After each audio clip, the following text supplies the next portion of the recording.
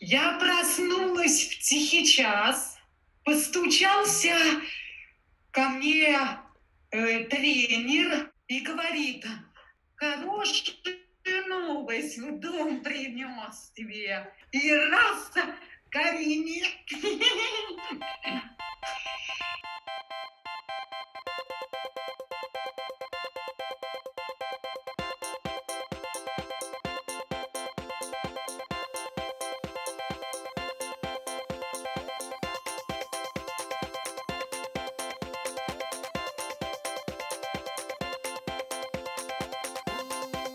Ситуация вообще, насколько я знаю, внутри интернатов становится все хуже и жестче. У нас столовые, все столы убрали, и теперь все на этажах питаются. Никто теперь вообще не выходит с этажей. Да, Это становится все более психологически сложно. И сотрудникам тяжело, и самим проживающим.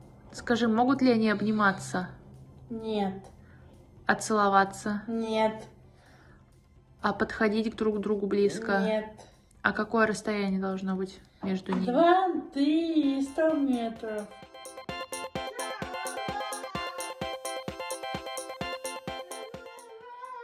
У меня однокомнатная квартира, но вот у меня на кухне большой диван и в комнате кровать. То есть у меня есть место. Вот.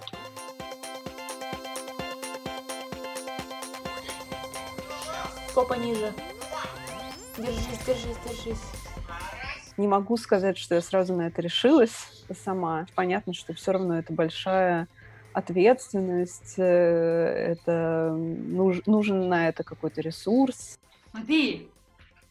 У меня скучнявая. Я дала Свете ноутбук, ну, у меня два, и, в общем, я с одним, и Света с другим. Вот, и там есть Zoom, и Света прекрасно знает уже свое расписание, сама вводит номер конференции и занимается, вот, только что у нее была тренировка. 1, 2, 3, 4, 5, 6, 7, 8, 9, 10.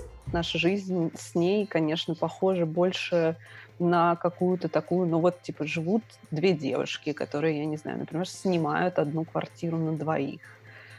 И вот мы живем как вот такие соседи. Ну, мне главное, чтобы здесь с подружкой быть. И все. А что больше всего нравится в жизни дома или в квартире? Собаку целовать по ночам. Мне даже нравится, когда моя собака приходит спать не ко мне, а к Свете.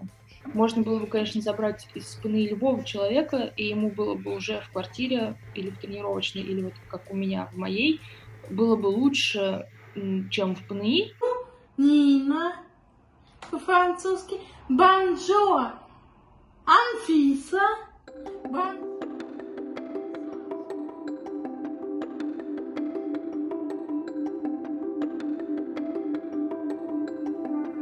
Какое-то время пытались, у нас даже один раз получилось подключиться по Zoom, просто созвониться со всеми. Где-то, наверное, минут 40 как-то поболтать.